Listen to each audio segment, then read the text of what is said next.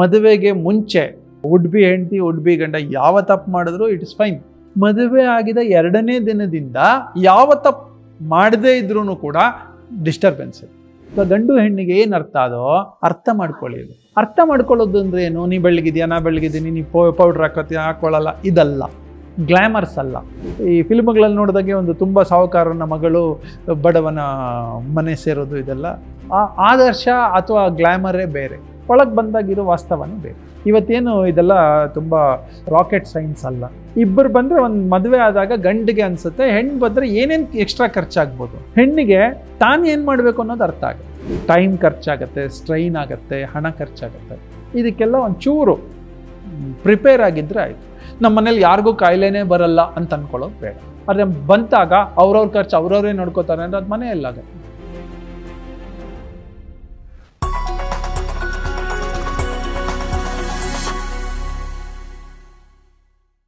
Perfect. ಇವಾಗ ನೀವು ಮನೆಯ 4 ಗೋಡೆ ಒಳಗಿನ ಸ್ಟ್ರೆಸ್ಸನ್ನು ಹೇಗೆ ಸಣ್ಣ ಪುಟ್ಟ ಟೆಕ್ನಿಕ್ಸನ್ನು, ಸಿಂಪಲ್ ಟೆಕ್ನಿಕ್ಸಿಂದ ರಿಸಾಲ್ವ್ ಮಾಡ್ಕೊಳ್ಬೋದು ಅಂದಷ್ಟು ಹೇಳಿದ್ರಿ, which will have the magnitude of ಅದರದ್ದೊಂದು ರಿಸಲ್ಟ್ ಏನಿರುತ್ತೆ that will be different. But ಎಲ್ಲೋ ಒಂದು ಕಡೆ ಈ ಸ್ಟ್ರೆಸ್ಗೆ ಮೂಲ ಇವತ್ತಿನ ಕಾಲದಲ್ಲಿ ಫಿನಾನ್ಸ್ ಮ್ಯಾನೇಜ್ಮೆಂಟ್. ಅದನ್ನೇ ಹೇಳ್ತೀನಿ, ಇನ್ನು ಮನೆಯದೇ ಮುಗ್ದಿಲ್ಲ. ಹಾಗೆ ಓಕೆ, ಮನೆಯಿಂದ ಆಚೆ ಬಂದಮೇಲೆ ಅದು ಈಗ ಇಷ್ಟೆಲ್ಲ ಆಯ್ತಲ್ವಾ, ಇಷ್ಟಾದಮೇಲೆ ಇದು ಪರ್ಸನಲ್, ಸ್ವಲ್ಪ ಇಂಟರ್ ಪರ್ಸನಲ್, ಸ್ವಲ್ಪ ಮೆಜಾರಿಟಿ ಪರ್ಸನಲ್. ಸೊ ನಾನು ಸರಿಗಿದ್ದೀನಿ ಅಂದಾಗ ನನಗೆ ಎಲ್ಲವೂ ಸರಿ ಹೋಗುತ್ತೆ. ನಾನು ಸರಿಗಿದ್ದೀನಿ, ನನ್ನ ಮನೆಯವರೆಲ್ಲರೂ ಸರಿಗಿರ್ತಾರೆ. ನಾನು ಬೆಳಗಿನ ಒಳ್ಳೆ ಮೂಡಲ್ಲಿದ್ದೀನಿ, ಎಲ್ಲರೂ ಸರಿಯಾಗಿರ್ತಾರೆ. ಮೇಜರ್ ಸರಿ ಹೋಗುತ್ತೆ. ಅಡಿಗೆಯಲ್ಲಿ ಕೋ ಎಕ್ಸಿಸ್ಟೆನ್ಸಿಗೆ ಬಂದಾಗ ತುಂಬ ಡಿಸ್ಟರ್ಬೆನ್ಸ್ ಇರುತ್ತೆ. ಇದು ಎಲ್ಲರಿಗೂ, ಇಡೀ ಪ್ರಪಂಚದ ಎಲ್ಲರಿಗೂ ಈ ಅನುಭವ ಆಗುತ್ತೆ. ಮದುವೆಗೆ ಮುಂಚೆ ಯಾವ ತಪ್ಪು ಮಾಡಿದ್ರು ವುಡ್ ಬಿ ಹೆಂಡತಿ ವುಡ್ ಬಿ ಗಂಡ ಯಾವ ತಪ್ಪು ಮಾಡಿದ್ರು ಇಟ್ ಇಸ್ ಫೈನ್. ಮದುವೆ ಆಗಿದ 2ನೇ ದಿನದಿಂದ ಯಾವ ತಪ್ಪು ಮಾಡದೇ ಇದ್ರೂ ಕೂಡ ಡಿಸ್ಟರ್ಬೆನ್ಸ್. ಸೊ ಇದು stress. Communication is the only key. ಈ ಸೇಲ್ ಅಗ್ರಿಮೆಂಟ್ಗೂ ಸೇಲ್ ಡೀಡ್ಗೂ ಅಂದರೆ ಮದುವೆಗೆ ಗ್ಯಾಪ್ ಕೊಡ್ತಾರೆ. ಪೇರೆಂಟ್ಸ್ಗೆ ಏನರ್ಥ? ತಯಾರಾಗಿ ಅಂತ. ಗಂಡ ಹೆಂಡತಿಗೆ ಅಥವಾ ಗಂಡು ಹೆಣ್ಣಿಗೆ ಏನರ್ಥ ಅದೋ ಅರ್ಥ ಮಾಡ್ಕೊಳ್ಳಿ ಅಂತ. ಅರ್ಥ ಮಾಡ್ಕೊಳ್ಳೋದು ಅಂದ್ರೆ ಏನು? ನೀ ಬೆಳಗಿದ್ಯಾ, ನಾ ಬೆಳಗಿದ್ದೀನಿ, ನೀ ಪೌಡ್ರ್ ಹಾಕೋತೀಯ, ಹಾಕೊಳ್ಳಲ್ಲ, ಇದಲ್ಲ, ಗ್ಲಾಮರ್ಸ್ ಅಲ್ಲ. What are your taste? We are suppose to travel. We are suppose to travel in life. ಎಲ್ಲಿವರೆಗೆ? ಒಂದು 30-40 ವರ್ಷ ಇರಬೇಕು ಜೊತೆಗೆ. ಪ್ಲಾನಿಂಗ್ ಬೇಡವಾ? ಸೊ ಆ ಪ್ಲಾನಿಂಗ್ ಏನು? ನಿನ್ನ ಟೇಸ್ಟ್ ಏನು, ನನ್ನ ಟೇಸ್ಟ್ ಏನು, ಆಹಾರಗಳಲ್ಲಿ ನಿನ್ನ ಟೇಸ್ಟ್ ಏನು, ಉಡುಗೆ ತೊಡುಗೆಗಳಲ್ಲಿ ನಿನ್ನ ಟೇಸ್ಟ್ ಏನು, ಫಿನಾನ್ಷಿಯಲಲ್ಲಿ ನಿನ್ನ ಟೇಸ್ಟ್ ಏನು. ಯಾರೋ ಈ ಫಿಲ್ಮ್ಗಳಲ್ಲಿ ನೋಡಿದಾಗೆ ಒಂದು ತುಂಬ ಸಾಹುಕಾರನ ಮಗಳು ಬಡವನ ಮನೆ ಸೇರೋದು, ಇದೆಲ್ಲ ಆದರ್ಶ ಅಥವಾ ಗ್ಲಾಮರೇ ಬೇರೆ, ಒಳಗೆ ಬಂದಾಗಿರೋ ವಾಸ್ತವನೇ ಬೇರೆ. So this time was needed. ಯಾತಕ್ಕೆ? ಗಂಡು ಹೆಣ್ಣು ಮಾತಾಡಬೇಕು ಅಂತ ಹೇಳಿದ್ದು ಯಾತಕ್ಕೆ? ಈ ಪರ್ಪಸ್. ಅಂದರೆ ಚರ್ಚೆ ಮಾಡ್ಕೊಳ್ಳಿ ಅಂತ. ಮಿಕ್ಕಿದ್ದು ಮಾತಾಡಿ, ಕರ್ಕೊಂಡೋಗಿ ಇದಕ್ಕೋಗಿ ಚೆನ್ನಾಗಿ ತಿನ್ನಿ, ಹೋಟ್ಲಿಗೆ ಹೋಗಿ ಎಲ್ಲ ಉಂಟು, ಫೈನ್. ಆದರೆ ಅದರ ಜೊತೆಗೆ ಈ ಚರ್ಚೆ ಆಗಬೇಕು. ಯಾರಿಬ್ರು ಒಟ್ಟಿಗೆ ಸೇರ್ತಾ ಇರೋದು ಅವರೇ, ಯಾರಿಬ್ರು ಮದುವೆ ಆಗ್ತಾ ಇರೋದು ಅವರು ಮಾತಾಡ್ಕೋಬೇಕು. So communication should be the key. ಹೀಗೆ ಕಮ್ಯುನಿಕೇಟ್ ಆದಾಗ ಮದುವೆ ಆದ ಮೇಲೆ ಇರುವ ಪ್ರಾಬ್ಲಮ್ಸ್ ಇದೆಯಲ್ಲ ಕಡಿಮೆ ಆಗುತ್ತೆ. ಸೊ ಈ ಪ್ರಾಬ್ಲಮ್ಸ್ಗಳನ್ನು ಮೊದಲೇ ಸ್ವಲ್ಪ ವಿಷನ್ ಇಟ್ಕೊಂಡ್ರೆ ಅರ್ಥ ಮಾಡ್ಕೋಬೋದು. ಸ್ಟ್ರೆಸ್ ಕಡಿಮೆ ಆಯಿತು. ಇದು ಫೈನಾನ್ಷಿಯಲ್ ಮ್ಯಾನೇಜ್ಮೆಂಟಿಗೆ ಬಂದ್ರಿ. ಒಂದು ಮನೆ ಎಲ್ಲರೂ ಒಂದೇ ಥರ ಇರಲ್ಲ. ಖಂಡಿತ. ಒಂದು ಮನೆಯಲ್ಲಿ ಹಿಂದಿನ 1 ಜನರೇಷನ್ 2 ಜನರೇಷನ್ ಹಿಂದೆ ಅಂದರೆ ಒಂದು ಜಾಯಿಂಟ್ ಫ್ಯಾಮಿಲಿ ಆಗಿರೋದು. ಅಂದರೆ ಒಂದು ಮನೇಲಿ ಒಂದು 20 ಜನ ಆದರೂ ಇರೋರು. ಇವತ್ತು 20 ಇಲ್ಲ, 2, 3, 4 ಅಷ್ಟು. ನನ್ನ ಜನ್ರೇಷನಲ್ಲಿ 4-5 ಜನ ಇರ್ತಾ ಇದ್ವಿ. ನಿಮ್ಮ ಜನ್ರೇಷನಲ್ಲಿ 2+1, ಮುಂದಿನ ಜನ್ರೇಷನಲ್ಲಿ 1+1, 0. ನೀನು ಅಲ್ಲಿರೋ, ನಾನು ಇಲ್ಲಿರ್ತೀನಿ ಅಂತ. ನೆಕ್ಸ್ಟ್ ಹಿಂಗಾಗುತ್ತೆ. ಓನ್ಲಿ 1.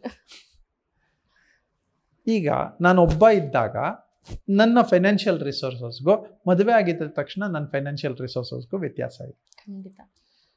ಒಂಚೂರು ಫೈನಾನ್ಷಿಯಲ್ ಪ್ಲಾನಿಂಗ್ ಮಾಡ್ಕೊಂಡ್ರೆ ಸಾಕು. ಪ್ಲಾನಿಂಗ್ ಇಲ್ಲದೇ ಎಲ್ಲರೂ ಕೂಡ ಆ ಫೈನಾನ್ಸ್ ಮಿಸ್ಮ್ಯಾನೇಜ್ ಆಗೋದು. 90% ಪ್ಲ್ಯಾನರ್ಸು. ಅದರ ಪ್ಲ್ಯಾನಿಂಗ್ ಏನು ತುಂಬ ದೊಡ್ಡದಲ್ಲ. ನೀವು ಏನೇನು ಮನೆಯಲ್ಲಿ ಖರ್ಚುಗಳು ಬರ್ತದೆ, ನಾನು ಒಬ್ಬ ಇದ್ದಾಗ ಏನೇನು ಖರ್ಚು ಬರ್ತಾಯಿತ್ತು, ಇಬ್ಬರು ಇದ್ದಾಗ ಏನೇನು ಖರ್ಚು ಬರ್ಬೋದು ಬರೆದಿಟ್ಕೊಂಡ್ರೆ ಸಾಕು. ಒಂದು ಐಡಿಯಾ ಇರುತ್ತೆ. ನಾನೊಂದ್ಸಲ ನಿಮ್ಗೆ ತೋರಿಸಿದ್ದೆ, ನಮ್ಮ ತಂದೆ ಬರೆದಿಟ್ಟಿದ್ದು. ಅವ್ರು ಯಾವಾಗ 89, 90ನಲ್ಲಿ ಬರೆದಿಡ್ತಾ ಇದ್ರು. ಏನಂತ, ರವೆ ಎಷ್ಟು ತಂದೆ, ಸೋಪ್ ಎಷ್ಟು ತಂದೆ, ಏನೇನು ಪದಾರ್ಥ, ಹಾಂ, ಪೆಟ್ರೋಲ್ ಎಷ್ಟು ಹಾಕಿಸ್ದೆ, ಟೂರ್ಗೆ ಹೋದಾಗ ಎಷ್ಟು ಖರ್ಚು ಮಾಡಿದೆ, ಒಂದು ಇಡೀ ತಿಂಗಳ ಖರ್ಚುಗಳನ್ನು ಲೆಕ್ಕ ಹಾಕಿಟ್ಟಿರೋರು. ಬರೆದಿಡುವ ಸ್ಟ್ರೆಸ್ಸು 1% ಆದರೆ ಆ ಸ್ಟ್ರೆಸ್ನಿಂದ ಸಾಲ್ವ್ ಆಗುವುದಿದೆಯಲ್ಲ, ಅನಾಲಿಸಿಸ್ ಬರುತ್ತೆ. ಏನು ಅನಾಲಿಸಿಸು? ಮುಂದಿನ ತಿಂಗಳು 1 kg ರವೆ ಬೇಕೋ, 2 kg ರವೆ ಬೇಕೋ, ಯಾವುದಕ್ಕೆ ಎಲ್ಲಿ ಎಕ್ಸ್ಚೇಂಜ್ ಮಾಡಬೇಕು ಅರ್ಥ ಆಗುತ್ತೆ. ಸೊ ಯಾರ್ಯಾರಿಗೆ ಫೈನಾನ್ಷಿಯಲ್ ಮ್ಯಾನೇಜ್ಮೆಂಟ್ ಬರುತ್ತೆ ಅವರಿಗೆ 2 ಥರದ ಸೊಲ್ಯೂಷನ್ ಅಥವಾ ಅಡ್ವಾಂಟೇಜ್ ಸಿಗುತ್ತೆ. ಮೊದಲನೇದು, ಮುಂದಿನ ತಿಂಗಳು ಬದುಕುವುದು ಹೇಗೆ, ನಾನು ಒಬ್ಬ ಇದ್ದಾಗ ಬದುಕುವುದು ಹೇಗೆ, ಮದುವೆ ಆದಮೇಲೆ ಬದುಕುವುದು ಹೇಗೆ, ಏನೇನು ಎಕ್ಸ್ಪೆಕ್ಟೇಷನ್ ಇದೆ. ಇವತ್ತೇನು ಇದೆಲ್ಲ ತುಂಬ ರಾಕೆಟ್ ಸೈನ್ಸ್ ಅಲ್ಲ. ಇಬ್ಬರು ಬಂದರೆ ಒಂದು ಮದುವೆ ಆದಾಗ ಗಂಡಿಗೆ ಅನಿಸುತ್ತೆ, ಹೆಣ್ಣು ಬಂದರೆ ಏನೇನು ಎಕ್ಸ್ಟ್ರಾ ಖರ್ಚಾಗ್ಬೋದು, ಹೆಣ್ಣಿಗೆ ತಾನು ಏನು ಮಾಡಬೇಕು ಅನ್ನೋದು ಅರ್ಥ ಆಗುತ್ತೆ. ಬಂದವರು 2 ಶತ್ರುಗಳಲ್ಲ, 2 ರಿಸೋರ್ಸಸ್. ಇಬ್ಬರು ಸೇರ್ತಾ ಇರೋದು 2 ರಿಸೋರ್ಸಸ್. ಈಗ ಮೆಜಾರಿಟಿ ಜನ ಇಬ್ಬರು ಕೆಲಸ ಮಾಡ್ತಾರೆ. ಆ ಇಬ್ಬರು ಕೆಲಸ ಮಾಡುವಾಗ ಚೂರು ಮಾತಾಡ್ಕೊಂಡ್ರೆ ಸಾಕು. ಇಡೀ ರಿಸೋರ್ಸ್ನ ಒಟ್ಟು ಮಾಡೋಣ, ನೀನೊಂದು ಸ್ವಲ್ಪ ಜವಾಬ್ದಾರಿ ತೊಗೊಂಡು ನಾನೊಂದು ಸ್ವಲ್ಪ ಜವಾಬ್ದಾರಿ ತೊಗೊತೀನಿ. ಒಂದು ಕಮ್ಯುನಿಕೇಷನ್, ಆ ಇಡೀ ಮನೆ ಚೆನ್ನಾಗಾಗ್ಬಿಡುತ್ತೆ. ಒಂಚೂರು ಪ್ಲ್ಯಾನಿಂಗ್, ಒಂಚೂರು ಬರವಣಿಗೆ ಸರೋಗುತ್ತೆ. ಸೊ ಎಲ್ಲರಿಗೂ ಫೈನಾನ್ಷಿಯಲ್ ಸ್ಟ್ರೆಸ್ ಇರೋರಿಗೆಲ್ಲ ಹೇಳ್ತೀನಿ, ನಿಮ್ಮ ಅವೈಲೇಬಲ್ ಏನು ಖರ್ಚುಗಳನ್ನು ಮಾಡ್ತಾ ಇದ್ದೀರಿ, ಏನು ಇನ್ಕಮ್ ಇದೆ, 2 ಬರೆದಿಟ್ಕೊಳ್ಳಿ. ಸೊ ನಿಮ್ಮ ಮ್ಯಾನೇಜ್ಮೆಂಟ್ ನಿಮಗೆ ಬಂದ್ಬಿಡುತ್ತೆ. ಜಾಸ್ತಿ ಕೆಲಸ ಮಾಡಬೇಕಾ, ಇನ್ನೊಂಚೂರು ಜಾಸ್ತಿ ದುಡಿಬೇಕಾ ಗೊತ್ತಾಗುತ್ತೆ. ಪ್ಲಾನಿಂಗ್ ಜಾಸ್ತಿ ಸಂಪಾದನೆ ಬರ್ತಾ ಇದೆ, ಸೇವಿಂಗ್ಸ್ ಮಾಡಬೇಕಾ ಗೊತ್ತಾಗುತ್ತೆ. ಗಂಡ ಹೆಂಡತಿ ಇಬ್ಬರ ಮೆಂಟಾಲಿಟಿನೂ ಸೇವಿಂಗ್ಸೇ ಇದ್ದರೆ ಸೇವಿಂಗ್ ಮಾಡ್ತಾರೆ, ಇಬ್ಬರದು ಖರ್ಚು ಮಾಡುವ ಮೆಂಟಾಲಿಟಿ ಇದ್ದರೆ ಖರ್ಚು ಮಾಡ್ತಾರೆ. ಇದಾಗತ್ತೆ, ನೀಟಾಗತ್ತೆ. ಸೊ ಫೈನಾನ್ಷಿಯಲ್ ಮ್ಯಾನೇಜ್ಮೆಂಟ್ ಆಯಿತು. ಇದರ ಜೊತೆ ಅನ್ಫೋರ್ಸಿನ್ ತುಂಬ ಇರುತ್ತೆ. ಅನ್ಫೋರ್ಸಿನ್ ಏನು? ಕಾಯಿಲೆ. ಮನೇಲಿ ಯಾರಿಗೋ ಒಬ್ಬರಿಗೆ, ಹಿರಿಯರಿಗೆ ಯಾರಿಗೋ ಬಂತೋ, ಅವ್ರ ಮೇಲೆ ಡಿಪೆಂಡ್ ಆಗೋಕ್ಕಾಗಲ್ಲ. ದುಡ್ಡು ಖರ್ಚು ಮಾಡಲೇಬೇಕು, ಮಕ್ಕಳು ಚಿಕ್ಕವರು ಖರ್ಚು ಮಾಡಲೇಬೇಕು. ಅವ್ರನ್ನ ಹಾಸ್ಪಿಟ್ಲಿಗೆ ಕರ್ಕೊಂಡು ಹೋಗ್ಬೇಕು, ಅಡ್ಮಿಟ್ ಮಾಡಿಸ್ಬೇಕು, ಮೆಡಿಸಿನ್ಸ್ ಕೊಡಿಸ್ಬೇಕು, ಟೈಮ್ ಖರ್ಚಾಗತ್ತೆ, ಸ್ಟ್ರೈನ್ ಆಗುತ್ತೆ, ಹಣ ಖರ್ಚಾಗತ್ತೆ. ಇದಕ್ಕೆಲ್ಲ ಒಂಚೂರು ಪ್ರಿಪೇರ್ ಆಗಿದ್ದರೆ ಆಯಿತು. ನಮ್ಮ ಮನೇಲಿ ಯಾರಿಗೂ ಕಾಯಿಲೆನೇ ಬರಲ್ಲ ಅಂತ ಅಂದ್ಕೊಳ್ಳೋದು ಬೇಡ. ನಮ್ಮ ಮನೆಯಲ್ಲಿ ಕಾಯಿಲೆನೇ ಬರಲ್ಲ, ಆದರೆ ಬಂತಾಗ ಅವ್ರವ್ರ ಖರ್ಚು ಅವ್ರವರೇ ನೋಡ್ಕೋತಾರೆ ಅಂದರೆ ಅದು ಮನೆಯಲ್ಲಾಗತ್ತೆ. ಸೊ ಒಂದು ಮನೆಯ ಯಾರು ಲೀಡ್ ತಗೋತಾರೆ, ಅದು ಗಂಡು ತಗೋಬೋದು, ಹೆಣ್ಣು ತಗೋಬೋದು. ಆ ಮನೆಯ ಲೀಡರ್ ಯಾರು ಇರ್ತಾರೆ ಅವರು ಇದಕ್ಕೆ ಪ್ರಿಪೇರ್ ಆಗಬೇಕು. ಒಂದು ವೆಹಿಕಲ್ ತೊಗೊಂಡೋದ್ರೆ, ಒಂದು ವೆಹಿಕಲ್ ತೊಗೊಂಡ್ರೆ ಆ ವೆಹಿಕಲ್ ರಿಲೇಟೆಡ್ ಖರ್ಚು ಬಂದೇ ಬರುತ್ತೆ. ಇನ್ಶೂರೆನ್ಸ್ ಬರುತ್ತೆ, ಪಾರ್ಕಿಂಗ್ ಬರುತ್ತೆ. ಆ ವೆಹಿಕಲ್ ತೊಗೊಂಡೋದ್ಮೇಲೆ ಟೂರ್ ಹೋಗ್ತೀವಿ, ಪಂಚರ್ ಆಗುತ್ತೆ, ರಿಪೇರ್ಸ್ ಬರುತ್ತೆ, ಡ್ಯಾಮೇಜ್ ಆಗುತ್ತೆ. ಈ ಎಲ್ಲವೂ ಪ್ರಾವಿಷನ್ ಒಂದು ಗಾಡಿ ತೊಗೊಂಡ್ಮೇಲೆ. ಹಾಗೆ ನಮ್ಮ ಬಾಡಿಗೆ ಕೂಡ ಇದೆಲ್ಲ ಪ್ರಾವಿಷನ್ಸ್ ಇರಲೇಬೇಕು. ಫಿಟ್ಟಾಗಿ ಇಟ್ಕೊಳ್ಳೋಕ್ಕೂ ಪ್ರಾವಿಷನ್ಸ್ ಇರಬೇಕು, ಕಾಯಿಲೆ ಬಂದಾಗಲೂ ಪ್ರಾವಿಷನ್ಸ್ ಇರಬೇಕು. ಈ ಪ್ರಾವಿಷನ್ಸ್ ಯಾವಾಗ ನಾವು ಕೊಟ್ಕೊಂಡಿರಲ್ಲ ಅವಾಗೆಲ್ಲವೂ it is called as stress only. Provision ಕೊಟ್ಕೊಂಡ್ವಿ, ಒಂದು 10 ನಿಮಿಷ ಕೂತ್ಕೊಂಡು ಯೋಚನೆ ಮಾಡಿದ್ವಿ, ಯಾವುದೋ ಪಿಕ್ಚರ್ ನೋಡ್ತಾ ಇದ್ದೀವಿ, ಪಿಕ್ಚರಲ್ಲಿ ಇಂಥದ್ದೇ ಸೀನ್ ಬಂದಿದೆ, ಗೊತ್ತಿಲ್ಲದೆ ಅವರು ಮನೆಯಲ್ಲಿ ಒಬ್ಬರಿಗೆ ಕಾಯಿಲೆ ಬಂದಿದೆ, ಹಾಸ್ಪಿಟ್ಲಿಗೆ ಕರ್ಕೊಂಡು ಹೋಗ್ತಾರೆ, ಒದ್ದಾಟ ನಮ್ಮ ಮನೇಲೂ ಯಾವತ್ತೋ ಒಂದಿನ ಆಗತ್ತಪ್ಪ ಅಂತ ಅಂದ್ಕೊಂಡ್ರೆ ಆಯಿತು. ಸೊ ಪ್ರಾವಿಷನ್ ಮಾಡ್ಕೋತಾ ಬಂದರೆ ಈ ಪ್ರಾಬ್ಲಮ್ ಬರಲ್ಲ ಅಥವಾ ಕಡಿಮೆ ಆಗುತ್ತೆ. ಸೊ ಆ ಅನ್ಫೋರ್ಸೀನ್ ಸ್ಟ್ರೆಸ್ ಇದೆಯಲ್ಲ ಅದು ಫೋರ್ಸೀನ್ ಸ್ಟ್ರೆಸ್ ಆಗುತ್ತೆ.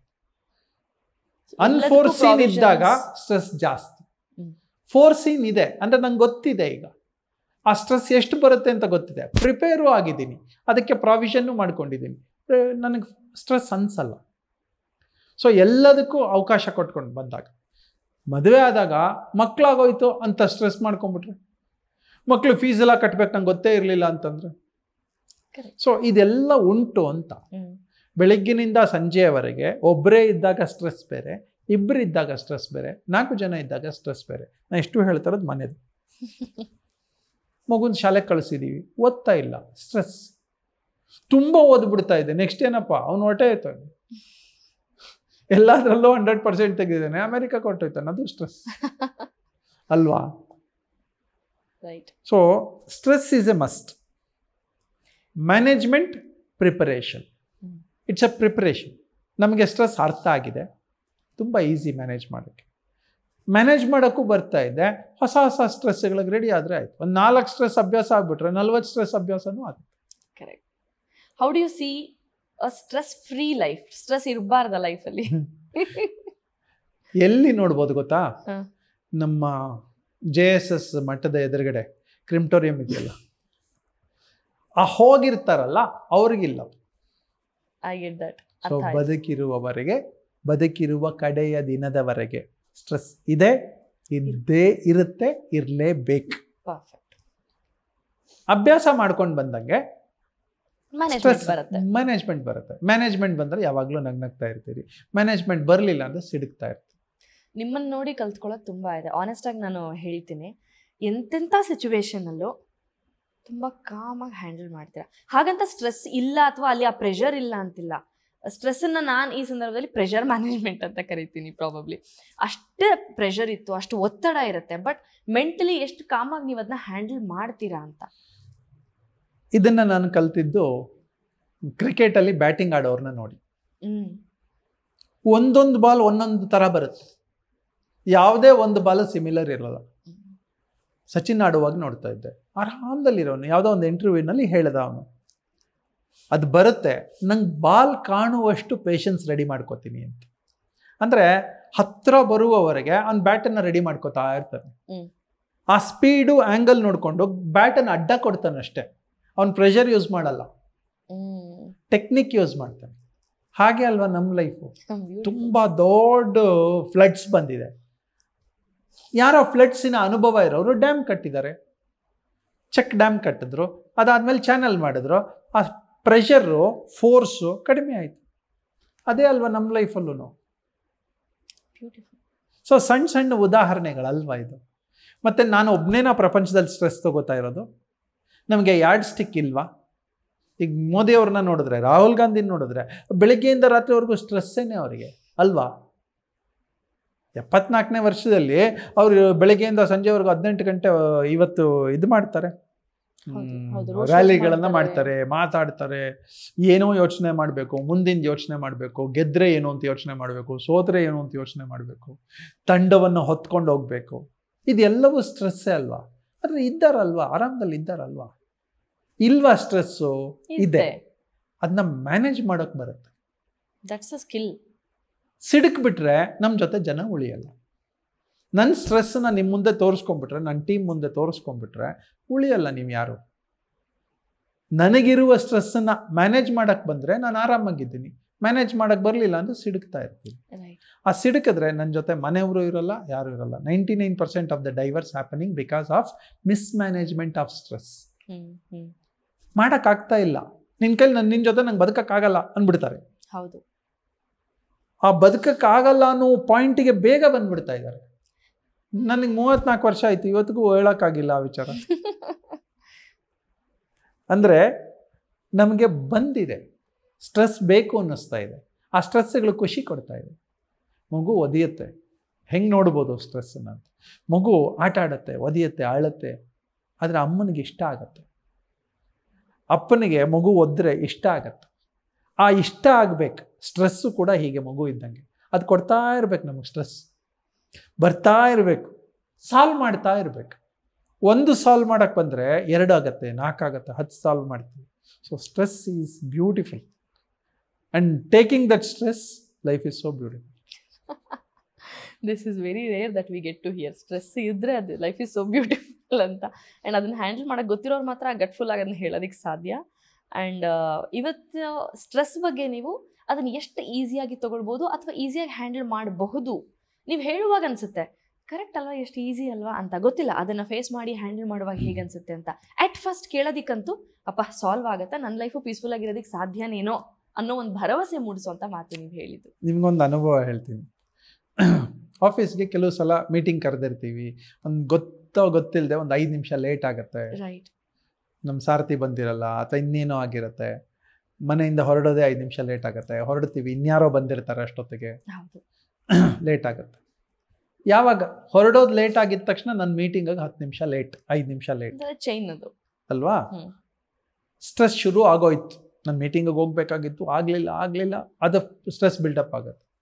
ಯಾವಾಗ ಸ್ಟ್ರೆಸ್ಸು ನಿಮ್ಮನ್ನು ಎಲ್ಲರೂ ಒಂಥರ ಸಿಂಹದ ಕಾಡಿನ ಪ್ರಾಣಿಗಳ ದೃಷ್ಟಿಯಲ್ಲಿ ನೋಡ್ತೀವಲ್ಲ, ಹಂಗೆ ನೋಡಿದಾಗ ನನಗೊಂದು ಹೊಸ ಟೆಕ್ನಿಕ್, ಅಂದರೆ ನಾನು ಕಂಡುಹಿಡ್ಕೊಂಡಂಥ ಒಂದು ಟೆಕ್ನಿಕ್. ಐ ಆಮ್ ಸಾರಿ, ದಯವಿಟ್ಟು ಕ್ಷಮಿಸಿ, ಲೇಟ್ ಆಯಿತು. ಚಿಕ್ಕವ್ರ ಮೀಟಿಂಗಲ್ಲೂ ಇದೆ, ದೊಡ್ಡವ್ರ ಮೀಟಿಂಗಲ್ಲೂ ಇದೆ, ಅತಿ ದೊಡ್ಡವ್ರ ಮೀಟಿಂಗಲ್ಲೂ ಒಂದೇ ಒಂದು. I am sorry. ಇದನ್ನು ಹೇಳಕ್ಕೆ ಬಂದರೆ ಸ್ಟ್ರೆಸ್ ಇಲ್ಲ. ಅದನ್ನ ಹೇಳೋದಕ್ಕೆ ಈಗೋ ಇದ್ದಾಗ ಪ್ರಾಬ್ಲಮ್, ಸ್ಟ್ರೆಸ್ ಜಾಸ್ತಿ ಆಗುತ್ತೆ. ನಾನು ಯಾಕೆ ಹೇಳಬೇಕು ಅನ್ಸಿದ್ರೆ ಸ್ಟ್ರೆಸ್. ನಾನು ಯಾಕೆ ಹೇಳಬೇಕು ಅಂದರೆ ನನಗೆ ಸ್ಟ್ರೆಸ್, ಅವ್ರಿಗೆಲ್ಲ ಸ್ಟ್ರೆಸ್ಸೇ ಇಲ್ಲ, ನನಗೂ ಇಲ್ಲ, ಎದುರುಗಡೆ ಟೀಮ್ಗೆ ಇಲ್ಲ. ಸೊ ಇದೆಲ್ಲ ಕಲಿಬೇಕು. ಇದೆಲ್ಲ ಯಾವಾಗ ಕಲಿತೀವಿ? ಸ್ಟ್ರೆಸ್ ಆಗಿ, ನಮ್ಮ ಕ್ಯಾರೆಕ್ಟರ್ ಚೇಂಜ್ ಆಗಿ, ನಮ್ಮ ನಡವಳಿಕೆಗಳು ಚೇಂಜ್ ಆಗಿ, ಸಂಬಂಧಗಳು ಕಳ್ಕೊಂಡು ಲಾಸ್ ಆಗಿ, ಕಳ್ಕೊಳ್ಳೋದು ಬಂದಾಗ ನಮಗೆ ಅದರ ವ್ಯಾಲ್ಯೂ ಅರ್ಥ ಆಗ್ಲಿಕ್ಕೆ ಶುರು. ಸೊ ಹಾಗಾಗಿ ಕಳ್ಕೊಳ್ಳೋದೇ ಇರೋದು ಹೇಗಪ್ಪ ಅಂತ ಹೊಸ ಟೆಕ್ನಿಕ್ಗಳನ್ನು ನಾವೇ ಹುಡುಕೋತೀವಿ. ಎಲ್ಲರಿಗೂ ಸ್ಟ್ರೆಸ್ ಮ್ಯಾನೇಜ್ ಮಾಡೋಕ್ಕೆ ಬರುತ್ತೆ, ಸ್ವಲ್ಪ ಪೇಷನ್ಸ್ ಬೇಕು. ಒಂದು ಸ್ಪೇಸಿಂಗ್ ಕೊಟ್ಕೊಂಡು ಅನಲೈಸ್ ಮಾಡಬೇಕಲ್ವಾ. ನನಗೆ ಸ್ಟ್ರೆಸ್ ಬಂದಾಗ ಯಾರಿಗೋ ಅನ್ಬೇಕು ಅನ್ಸುತ್ತೆ, ತುಂಬ ಡಿಸ್ಟರ್ಬ್ ಮಾಡಿಬಿಟ್ಟಿರ್ತಾರೆ, ಅನ್ಬೇಕು ಅನ್ಸುತ್ತೆ, ಕಣ್ಣು ಮುಚ್ಕೊಂಡು ಹಿಂಗೆ ಹಿಡ್ಕೊಂಡು ಕೂತ್ಕೊಂಡ್ಬಿಡ್ತೀನಿ. ಒಂದು 30 ಸೆಕೆಂಡ್ ಆದಮೇಲೆ ಕಂಡುಬಿಟ್ರೆ ಎದುರುಗಡೆ ಅವ್ರು ಎಂಥ ಒಳ್ಳೆಯವರಪ್ಪ ಅನ್ಸುತ್ತೆ, ಅವ್ರು ತಪ್ಪೇ ಮಾಡಿಲ್ಲ ಅನ್ನಿಸ್ಬಿಡು. ಹೊಸ ಟೆಕ್ನಿಕ್ಸ್. ಬ್ಯೂಟಿಫುಲ್, ಬಹಳ ಚೆನ್ನಾಗಿದೆ. ಎಲ್ಲ ಲೈಫಲ್ಲೂ ನಡೆಯುವಂಥದ್ದು ಆ್ಯಂಡ್ ಎಲ್ಲರಿಗೂ ಬೇಕಾಗಿರುವಂತಹ ಒಂದಷ್ಟು ಸಮಾಧಾನ ಕೊಡೋ ವಿಚಾರಗಳು, ಜೊತೆಗೆ ಸೊಲ್ಯೂಷನ್ಸ್ ಅಂತಲೂ ಹೇಳ್ಬೋದು. Definitely, for sure. Thank you very much. ನಮ್ಮದೇ ಆದಂಥವರು ಯಾವಾಗಲೂ ದಿನದಲ್ಲಿ ಒಂದು 5 ನಿಮಿಷ ಕನೆಕ್ಟ್ ಆಗಬೇಕು. ಆವಾಗಲೇ ಆ ಸ್ಟ್ರೆಸ್ ಬಸ್ಟರ್ಸ್ ಆಗ. ಅದು ಚಿಕ್ಕ ಮಗು ಆಗಿರ್ಬೋದು, DNA ಸಂಬಂಧ ಆಗಿರ್ಬೋದು. Lovely. So this is one secret. Thank you. ನಮಸ್ತೆ.